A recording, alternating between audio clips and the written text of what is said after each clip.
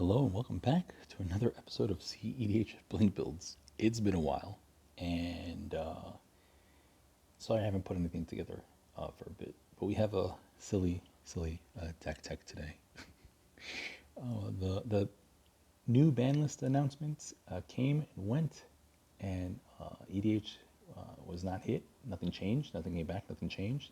Now, before we get started, I'll share something with you. This is what we call a failed prospect.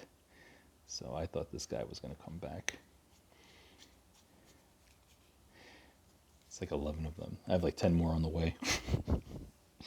That and braids, right? I think they're not as strong as they used to be. I think they could come back, right? Silver Primordial and braids could come back at some point. So I'd pick them up if you could get them on the cheap. Anyway, today we have Ikra Kraum, a meme build that was put together by a CDH group that included a Rebel, a Fright Thief, and I wanted to run this deck today, showcase this deck today, because it has within it the three boogeymen of the format: Thassa's Oracle, Toxic Extortionist, and Homegirl Tergrid, God of Fright. Right? Very scary. Casuals hate Tergrid. Everyone else hates how easy Thassa's Oracle is, and then they just don't like the value that Dockside provides. And so this deck has all three. We're in the colors where we can run Neoform and Eldritch Evolution. You can Eldritch into anyone, but you can't really Neoform these guys into, Tergrid. You have to find other means. And this deck doesn't really do that incredibly well, actually. But we'll get into the deck regardless. So you have Kraum. If you land Kraum pretty early, it gets a good value depending on the matchup. Or you can go vice versa, and you could land your Ikra and start beating face and get eventual ad nauseam value later. I know that the meme build, so the Fright Thief is, I guess the joke was that it was not a deck ever intended to be run, but we're going to try to make it work.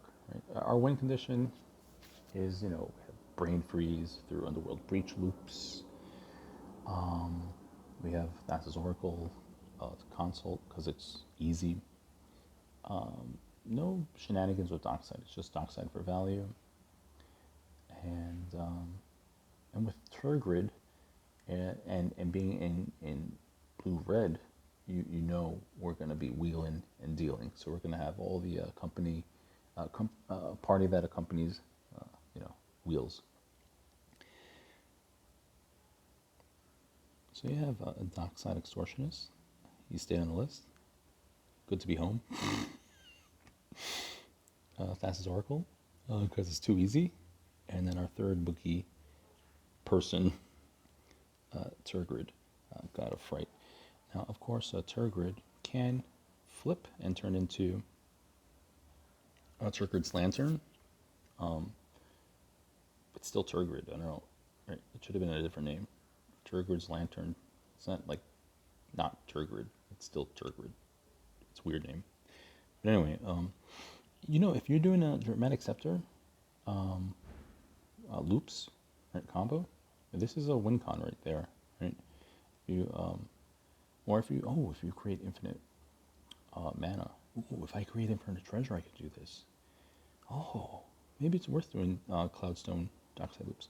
Maybe in a future build, I'll just forego green and do some like Grixis Reanimator strategy, or just Grixis mid-range. I don't know which commander does that. Well, I'm sure there's a ton of them, but it's for another video. I'll sit on it. We have Neoform. There's a spicy creature that we could Neoform into with our generals. We'll check that out soon. As for Tergrid, I guess a 4-drop, right?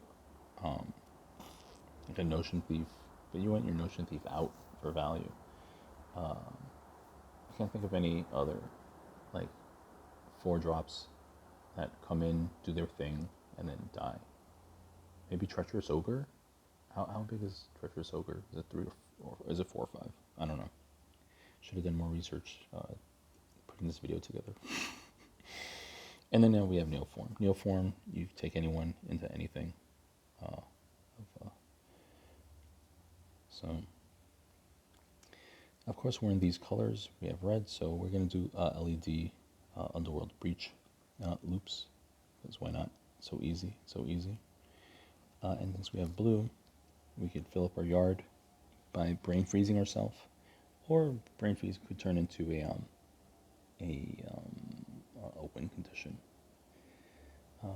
But this is something I would bring at a more casual table, right? Because casuals cry when a Tergrid hits the board, so like it's their problem.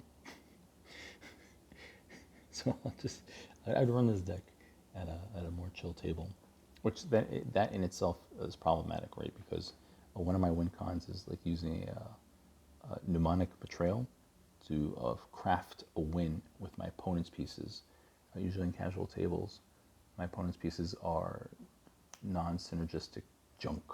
So, and then of course there's going to be the one opponent that has the random Titan in their deck for no reason, other than they pulled it in a draft or something.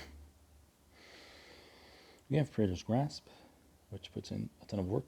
If there's something, if some opponent at the table doesn't have a combo piece that works with me, then I could just find like a board wipe or something. There's no Cyclonic Rift in this deck, so, desperate times, I can just get their Cyc Rift.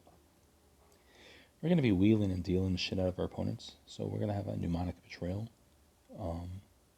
Great.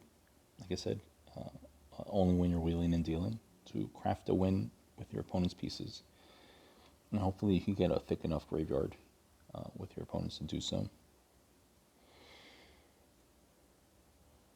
And then we have a Demonic Consult and Tainted Pact. It's just too easy. So easy. Onto our creature package, we have Amy, the Elves of Deep Shadow, E, Noble Hierarch, Arbor Elf, Deathrite Shaman, Birds of Paradise, and then the best of the rest, we have a Ragavan, and Dauthi Voidwalker, Opposition Agent, Notion Thief, Narset, Partner of Veils. You better believe it. She lands and then you wheel. That should be a concession on its own. Or a Neoform target, we can go into a Sire of Insanity, right? If you land the Tergrid first and then the Sire later, it's a dream, right?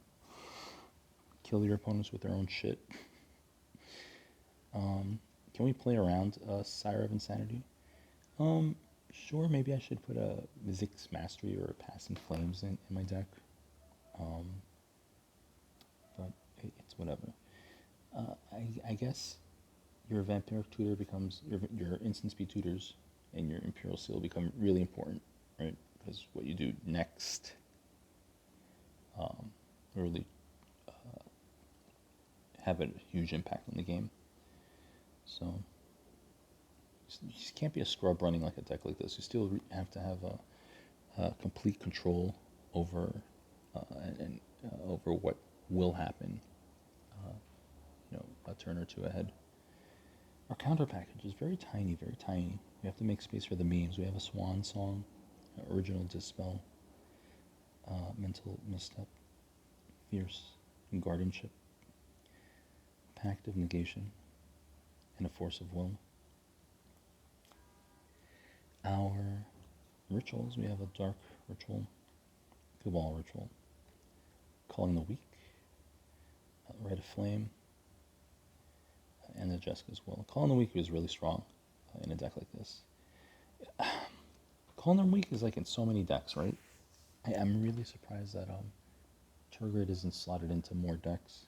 It's just so good. And if you're already running wheels, right? If you're in Rakdos, if if you're in Grixis, right, you call in the weak, you know, whoever, and then you help pay for Tergrid, and then you could probably even wheel in that same turn. It's not that crazy of a play. I think Tergrid might be worth the slot in most decks. In fact, if I meme my opponents to death with this deck, you just might see Tergrid being slotted in more and more. A removal package, very simple. We have a Chain of Vapor, Nature's Claim, Assassin's Trophy, and Abrupt Decay. I'm probably going to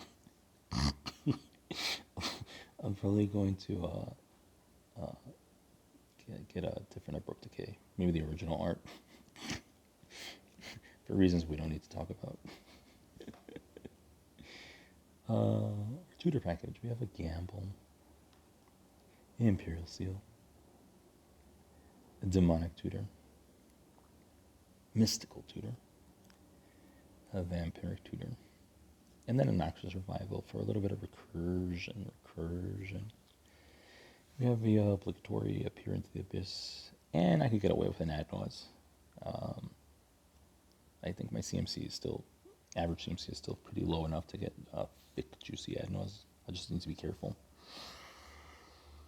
And then our wheels, right? All about the wheels. The wheels, everybody has their wheels, right? We have a Windfall, Wheel of Misfortune, Wheel of Fortune, and a Time Twister, right? Do we all know the story of this Time Twister? Okay, here we go. I'll tell. Here's story time, boys and girls. So this Time Twister I bought a very long time ago, before Time Twister became like ridiculous, and it's in heavy play condition. But I think I picked it up for,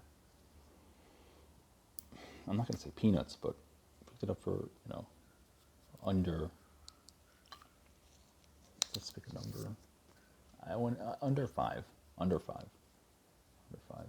which I think as of the filming of this video, I could probably resell the same Time Twister for maybe 5-6K, maybe, I don't know. But the day I sell my Time Twister means I cashed out of the game. Let's go on to the rest. We have a Sylvan Library, Carpet of Flowers, Mystic Study, and a Mystic Remore. No space for a Necropotence. There's a lot of things that are missing in this deck. I'm going to run the deck and have fun with it. I'm going to bring it to several locations and just see how it goes, make changes as I go along with each match. But I have a feeling that I'm going to love certain parts of the deck, and it's just going to wind up becoming like some sort of like Grixis mid-range deck. Artifacts, Wishwall for a little utility, Lotus Petal, Jeweled Lotus, Chrome Mox, Mox Opal, Mox Diamond. Then all the talismans, we have Talisman of Creativity, of Curiosity, OG Dominance, and then Black-Red, still very important colors for the deck. So we have Indulgence. And the other talismans, we have Arcane Signet, which should have been a talisman. They goofed, right? They goofed, right? Did they goof? I think they goofed. It's a talisman. I don't know. I'm not R&D. And then the Fellwar Stone, which I always say that I'm going to cry when they turn this into a secret lair. Grim Monolith, our colorless rocks. We have Grim Monolith, Mana Vault, Mana Crypt, Soul Ring. And then lands, no basics in this deck.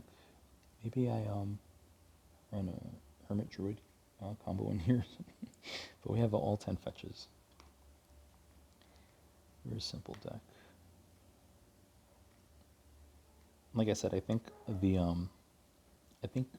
Ikra value is going to be underwhelming, and I think the neoforms are going to be in Eldritch Evolution are going to also be pretty underwhelming. So I think this is just going to become a Grixis mid range, which will be fine, right? Because then it's another video to feature. We have a Stomping Ground. We have all the shocks.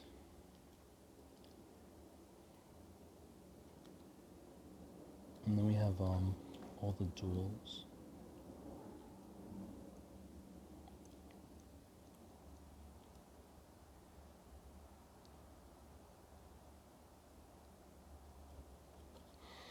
And then the best of the rest, we have Ancient Tomb, Gemstone Cavern, Command Tower, Forbidden Orchard. These gold, these mana of any color lands are really going up too.